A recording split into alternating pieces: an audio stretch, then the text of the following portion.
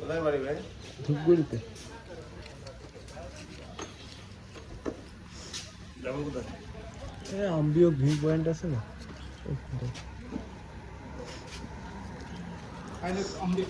হ্যাঁ।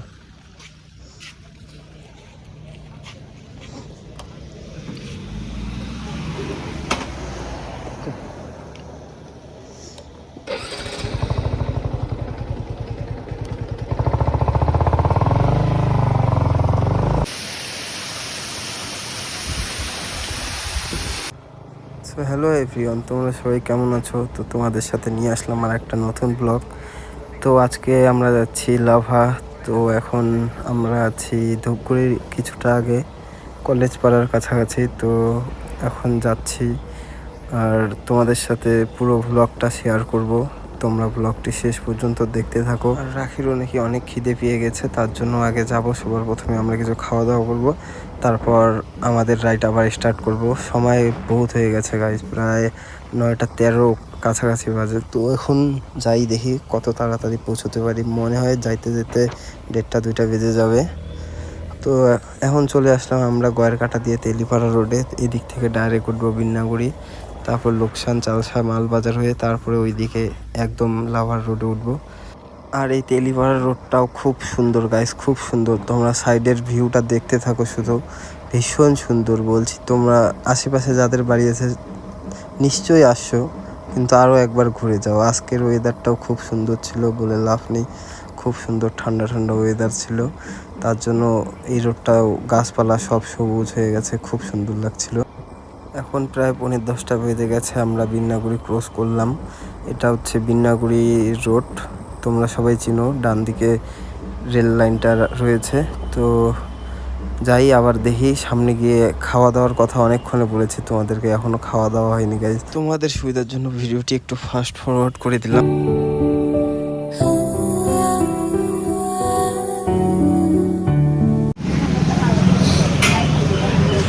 So guys, এখন আমরা আছি লোকসানে, চালসার একটু আগে। তো এখানটায় দাঁড়াই, একটু আমরা ব্রেক নিলাম। এখন কিছু খাওয়া দাওয়া করবো। ও নাকি সকাল থেকে কিছু খাওয়া দাওয়া হয়নি, তার জন্য খাওয়া দাওয়া করে তারপর আমাদের যাত্রা আবার স্টার্ট করবো। তো ব্লগটি দেখতে থাকো শেষ পর্যন্ত। যারা যারা লাভায় যাচ্ছ তাদেরকে কিন্তু একটা গুরুত্বপূর্ণ ব্যাপার মাথায় রাখতে হবে, যে 2জন যদি আসো ডবল হেলমেট রাখতে লাগবে, আর তোমাকে লাইসেন্স থাকতেই হবে। আর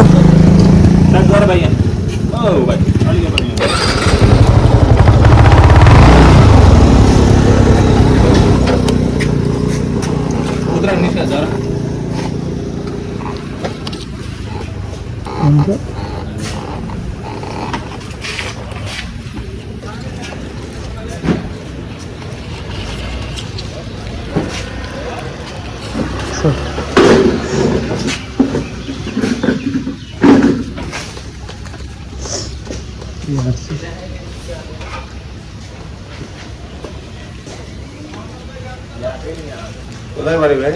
ধূপগুড়িতে। যাবো কোথায়? আম্বিও ভিউ পয়েন্ট আছে না,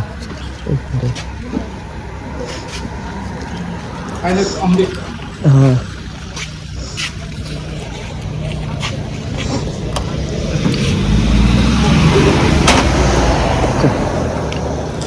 তো গাইস, তোমরা দেখতেই পেলে পুলিশ অফিসারগুলো কত ভালো। আর এই স্যারটা যে আছে দাঁড়ায়, এই স্যারটা আমাকে আসার সময় ধরেছিল, বলেছিল লাইসেন্স দেখাও, নাম্বার প্লেটের ফটো তুললো। কিন্তু আমার সব কিছু ঠিক আছে, আমার কোনো টেনশন নেই।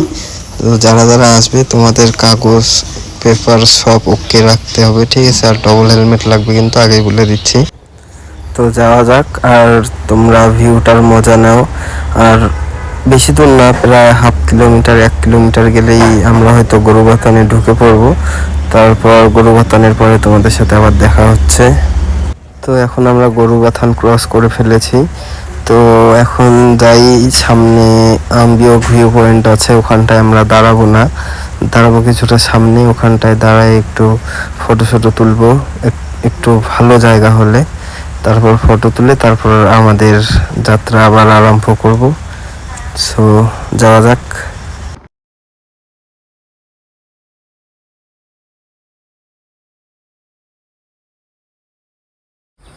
তো বন্ধুরা, আমরা একটু লাভার সামনে এরকম একটা ভিউ, খুব সুন্দর, এখানটায় একটু দাঁড়ালাম, দাঁড়াই কয়েকটা ফটো তুললাম। তো এখন আমরা আবার যাব সামনের দিকে, তো দেখতে থাকো। এই জায়গাটা খুব অসাধারণ গাইস, খুব অসাধারণ।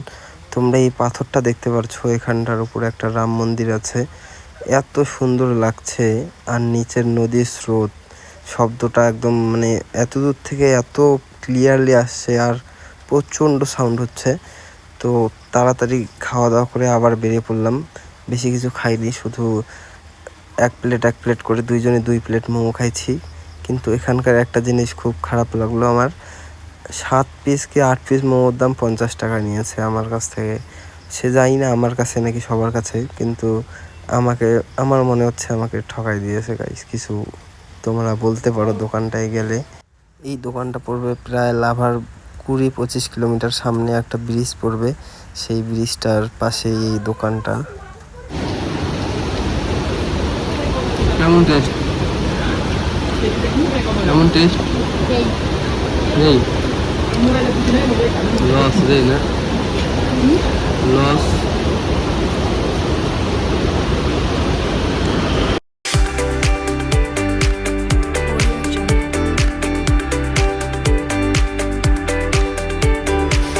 বন্ধুরা, এত সুন্দর দৃশ্য দেখে আর থাকতে পারলাম না, তাই দাঁড়ায় পড়লাম আর এটা তোমাদের সাথে শেয়ার করলাম।